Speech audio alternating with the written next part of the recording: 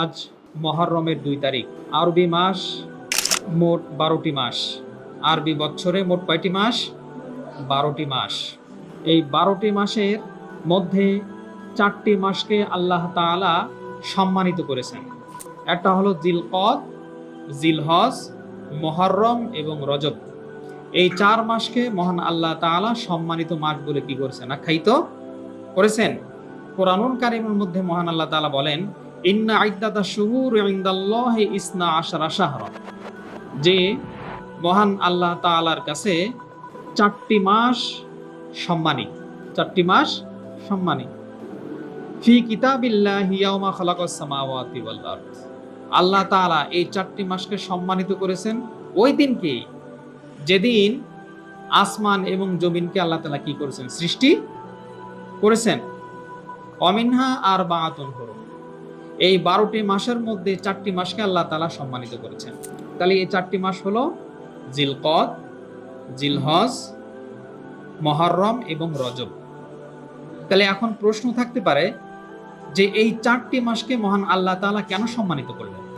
তাই এর জবাবে বলা হয় যে আল্লাহ তাআলার জাত এমন, আল্লাহ তাআলা এমন একটি জাত, তিনি কখনো কখনো কোনো দিনকে আল্লাহ তাআলা কি করেন? সম্মানিত করেন। কখনো কখনো কোনো স্থানকে কি করেন? সম্মানিত করেন। কোনো কোনো রাতকে আল্লাহ তাআলা কি করেন? সম্মানিত করেন। যেমন স্থানকে আল্লাহ তাআলা সম্মান দিয়েছেন, যেমন নাকি কাবা। যেমন কি কাবা, মসজিদে হারাম, এই জায়গাটাকে আল্লাহ তাআলা কি করেছেন? পৃথিবীর মধ্যে যত জায়গা আছে, যত স্থান আছে, এর মধ্য থেকে সর্বোৎকৃষ্ট স্থান হচ্ছে কিরে? হেরেম শরীফ, বাইতুল্লাহ। ঠিক তেমনি ভাবে আল্লাহ তাআলা যত মাস আছে, এই মাসের মধ্য থেকে রমজানকে সবচেয়ে কি দিয়েছেন? সম্মানিত করেছেন।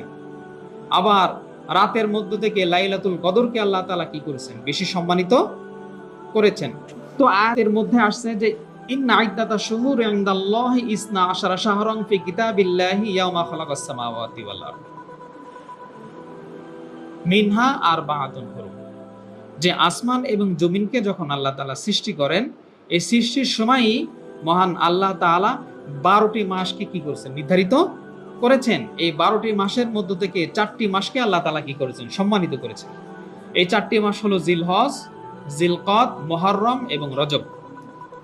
তো জিলকদ, জিলহজ, মুহররম এই 3টি মাসকে সম্মানিত করার কারণ হলো এই 3 মাসে মানুষ হজের কাজে কি করে? এই 3 মাস হলো হজের মৌসুম, হজের কাজে আসে। কারণ এই জিলকদ মাসে হাজিরা হজ করতে যাওয়ার কি করে? ইন্তেজাম করে। হজে যাওয়ার কি করে? জোগাড় করে, ইন্তেজাম করে। হজের উদ্দেশ্যে কি হয়? রওনা হয়। তাহলে এই মাসকে আল্লাহ তাআলা কি করছেন? সম্মানিত করছেন এবং বলছেন এই 4টি মাসে তোমরা কি করবা না? কোনো গন্ডগোল ফাসাদ, কোনো অনৈতিক কাজ, হট্টগোল, এগুলো করা সম্পূর্ণ আল্লাহ তাআলা কি করে দিয়েছেন? হারাম করে দিয়েছেন। কারণ এই 4টা মাসে যদি মানুষ কি করে? বিশৃঙ্খলা করে, হট্টগোল করে, তাহলে মানুষ কি নিরাপদে হজ করতে পারবে? পারবে না। তাহলে মানুষ যেহেতু জিলকদ মাসে হজের সফরে রওনা হয়, আর জিলহজ মাসে তারা হজ পালন করে, এবং মুহররম মাসে তারা হজ থেকে আবার কোথায় ফিরে আসে? ঘরে ফিরে আসে। তাহলে এই 3টি মাস হলো হজের স্বার্থে আল্লাহ তাআলা এই 3টি মাসকে সম্মানিত করেছেন, যাতে এই মাসে মানুষ কি না করে? কোনো গন্ডগোল, হট্টগোল না করে। আর রজবকে মহান আল্লাহ তাআলা সম্মানিত করেছেন, কারণ হলো রজবকে আল্লাহ তাআলা রাখছেন উমরা করার জন্য। রজবকে রাখছেন আল্লাহ তাআলা উমরা করার জন্য। তাহলে বলছে যে এই রজব মৌসুমে যেহেতু বিভিন্ন প্রান্ত থেকে মানুষরা উমরার জন্য কোথায় আসে? মক্কাতে আসে। তাহলে এক্ষেত্রে জানমালের নিরাপত্তা দরকার। এই জন্য আল্লাহ তাআলা রজবকে এবং সম্মান দিয়েছেন এবং ঘোষণা দিয়েছেন এই 4 মাসে তোমরা কি করবা না? কোনো রক্তপাত, কোনো যুদ্ধ বিগ্রহ করবা না। জাহেলিয়াতের যুগ থেকে আরবি মানুষের একটা তবিয়ত ছিল, তারা খালি গন্ডগোল করত। এলাকায় এলাকায়, কবিলায় কবিলায় দ্বন্দ্ব ফাসাদ লেগেই থাকতো। এইভাবে দ্বন্দ্ব থাকার কারণে নিরাপদে মানুষ সফর করতে পারত না।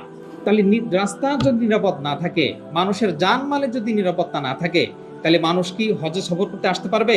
বাইতুল্লাহর জিয়ারত করতে পারবে? হজের মতো ফরজ বিধান আদায় করতে পারবে?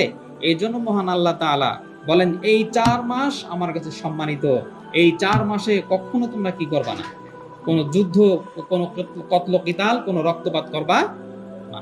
বুঝাচ্ছে? এই 4 মাসের মধ্যে আর একটা হলো মুহররম মাস। এই মুহররম মাসের সম্মান আল্লাহ তাআলা আরো বাড়িয়ে দিয়েছেন। হাদিসে পাকের মধ্যে আসছে ওয়াফজালুল আশহুরু শাহরুল্লাহি আল্লাযী তাদউহু মুহররম, যে এই 4 মাসের মধ্য থেকে মুহররমকে আল্লাহ তাআলা বলছেন এর আমার মাস শাহরুল্লাহ। এই মুহররমকে কি মাস বলা হচ্ছে? শাহরুল্লাহ, আল্লাহ তাআলার মাস। কারণ এই মাসের অনেক ইতিহাস রয়ে গেছে, অনেক ফাজাইল রয়ে গেছে। যে মহান আল্লাহ তাআলা যখন নবী করিম সাল্লাল্লাহু আলাইহি ওয়াসাল্লামকে নবুয়াত দেননি, তখন থেকেই আরবি মানুষের প্রচলন ছিল এই মুহররমের দিনে তারা রোজা রাখত এবং বাইতুল্লাহর যে ঘরটা আছে বাইতুল্লাহ, এই ঘরে তারা কালো গিলাফ পরাতো, নতুন গিলাফ পরাইতো। নবী করিম সাল্লাল্লাহু আলাইহি ওয়াসাল্লামও নবুয়তের আগে এই দিনগুলোতে কি রাখতেন? রোজা রাখতেন। যখন কোরআনে কারিমের মধ্যে রোজার আয়াত আসলো কুতিবা আলাইকুমুস সিয়াম কামা কুতিবা আলাল্লাযীনা মিন ক্বাবলিকুম লাআল্লাকুম তাত্তাকুন, যে মুমিনরা যারা তোমরা ইসলামকে গ্রহণ করছো, ঈমান আনছো, তোমাদের উপরে রোজাকে কি করা হয়েছে? রমজানের রোজাকে ফরজ করা হয়েছে, যেমনি ভাবে পূর্ববর্তী উম্মাদের উপর কি করা হয়েছিল? ফরজ করা হয়েছিল। তাহলে এই রমজানের রোজা ফরজ হওয়ার আগেই এই বিভিন্ন রোজা, যেমন নাকি মুহররমের রোজা ইত্যাদি, এগুলো বান্দার উপর কি ছিল? ফরজ ছিল। তো যখন এই আয়াত নাজিল হলো, তখন মহান নবী করিম সাল্লাল্লাহু আলাইহি ওয়াসাল্লাম বললেন যে রমজানের রোজা তোমাদের উপর ফরজ করা হয়েছে এবং মুহররমের যে রোজাটা আছে এটা হচ্ছে মুস্তাহাব, কেউ চাইলে এটা রাখতে পারে, আবার চাইলে নাও রাখতে পারে। নবী করিম সাল্লাল্লাহু আলাইহি ওয়াসাল্লাম যখন হিজরত করে মদিনা মুনওয়ারায় চলে গেলেন, তখন ইহুদিদেরকে দেখলেন তারা এই মুহররমের 10 তারিখে তারা রোজা রাখে। নবী করিম সাল্লাল্লাহু আলাইহি ওয়াসাল্লাম ইহুদিদেরকে জিজ্ঞাসা করলেন যে তোমরা এই দিনটাতে রোজা রাখো কেন? ইহুদিরা জবাব দিল, এই 10ই মুহররম, এই আশুরার দিনে মহান আল্লাহ তাআলা হযরত মূসা আলাইহিস সালামকে ফিরাউনের জুলুম থেকে মূসা আলাইহিস সালাম এবং তার কওমকে আল্লাহ তাআলা কি দেন? নাজাত দেন। নীল দরিয়া পার করে আর মূসাকে আল্লাহ তাআলা কি দিয়ে দিবেন? নাজাত দিয়ে দিয়েছেন। এবং এই 10ই মুহররম আশুরার দিনে ফিরাউনের লোক লস্কর সহ তাকে আল্লাহ তাআলা দরিয়ার মধ্যে কি দিয়ে দিয়েছেন? ডুবাই দিয়ে দিয়েছেন। তো হযরত মূসা আলাইহিস সালাম যে এত বড় বিপদ থেকে আল্লাহ তাআলা এই আশুরার দিনে তাকে রক্ষা করলেন, এর শুকরিয়া স্বরূপ হযরত মূসা আলাইহিস সালাম রোজা রাখতেন, মুহররমের 10 তারিখে রোজা রাখতেন। তো ইহুদিরাও হযরত মূসা আলাইহিস সালামের অনুসরণে তারা এই 10ই মুহররম তারা কি রাখে? রোজা রাখে। নবী করিম সাল্লাল্লাহু আলাইহি ওয়াসাল্লাম বললেন যে হযরত মূসা আলাইহিস সালামের আদর্শ অনুসরণের আমরাই বেশি হকদার তোমাদের থেকে, ইহুদিদের থেকে আমরাই বেশি হকদার যে মূসা আলাইহিস সালামের আদর্শকে আমরা কি করব? গ্রহণ করব।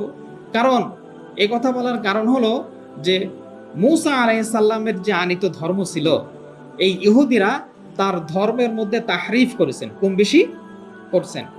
যে হযরত মূসা আলাইহিস সালামকে যে কিতাব দেয়া হয়েছিল, তিনি যে ধর্ম নিয়ে আসছিলেন, কিন্তু হযরত মূসা আলাইহিস সালামের যে উম্মত ছিল ইহুদিরা, এরা কিন্তু সে আনিত ধর্মের মধ্যে অনেক কম বেশি করে ফেলছে, নিজেদের মন মতো করে নিছে, সুবিধা করে নিছে।